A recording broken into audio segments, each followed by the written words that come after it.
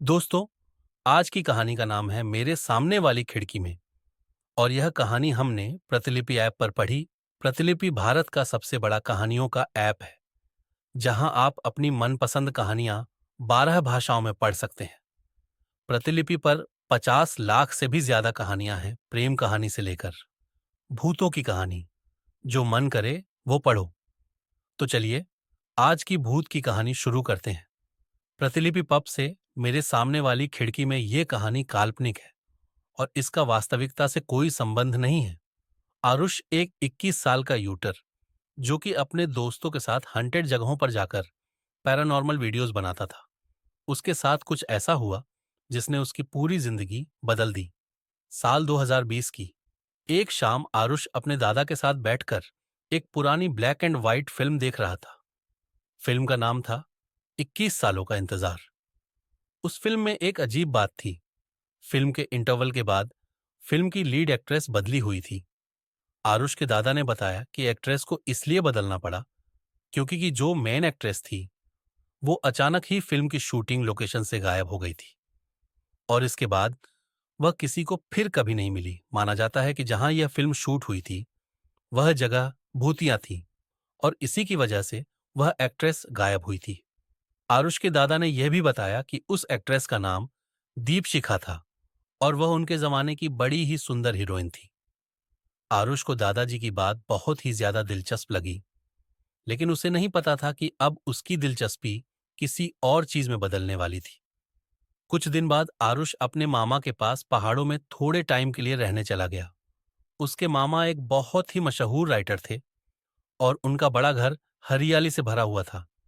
आरुष उसी घर के फर्स्ट फ्लोर पर रह रहा था। एक बार आरुष अपने कमरे में कोई चीज ढूंढ रहा था। उस चीज को ढूंढने के लिए जैसे ही आरुष ने अपनी अलमारी खिसका, उसे वहां एक खिड़की दिखी। उस खिड़की के ठीक सामने एक पुराने जमाने की बिल्डिंग थी, जिसकी खिड़की से उसे एक बहुत ही सुंदर लड़की दिख रही थी। आरुष उस लड़की को देखते ही उसकी तरफ अट्रैक्टेड महसूस करने लगा। धीरे धीरे आरुष और उस लड़की में खिड़की से ही बातें होना शुरू हो गया था। आरुष उस लड़की को दिलो जान से चाहने लगा था, पर दिल दहला देने वाली बात तो यह थी कि खिड़की के पार वो लड़की और कोई नहीं, 1960 की वही फेमस हीरोइन दीपशिखा थी। एक रोज आरुष जब अपने मामा के घर से बाहर निकला, तो उसे उस घर के बगल में एक खंडहरी बिल्डिंग, जो वो उस खिड़की से देख पा रहा था, वह असल में थी ही नहीं।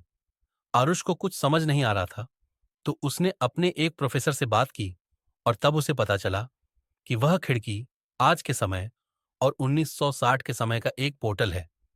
आरुष के प्रोफेसर ने उसे उस खिड़की को वैसे का वैसा छोड़ने की चेतावनी दी और आरुष ने भी दिल पर पत्थर रखकर उनकी बात मान ली।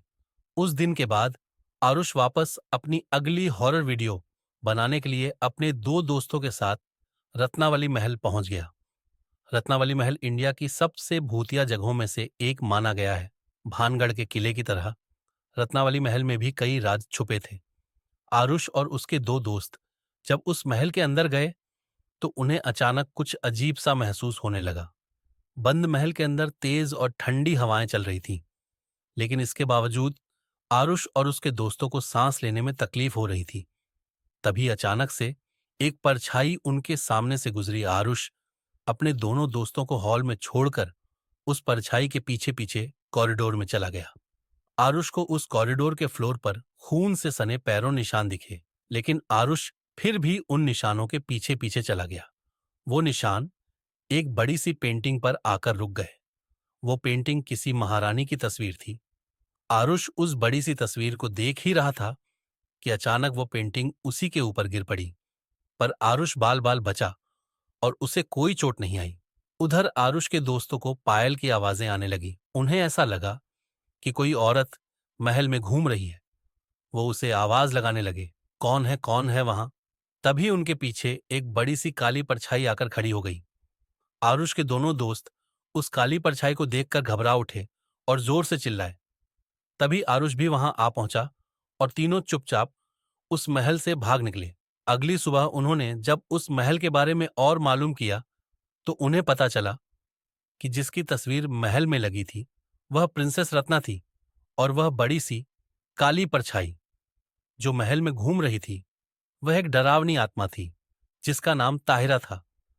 उसे पता चला कि ताहिरा की आत्मा किसी को भी उस महल में रहने नहीं देती। रुश के लिए थोड़ा था। जिस फिल्म की शूटिंग के दौरान दीपशिखा गायब हुई थी उसमें भी वह किसी ताहिरा का ही रोल कर रही थी। साथ ही आरुष को यह भी मालूम पड़ा कि उस फिल्म की शूटिंग भी रत्नावली महल में ही हुई थी।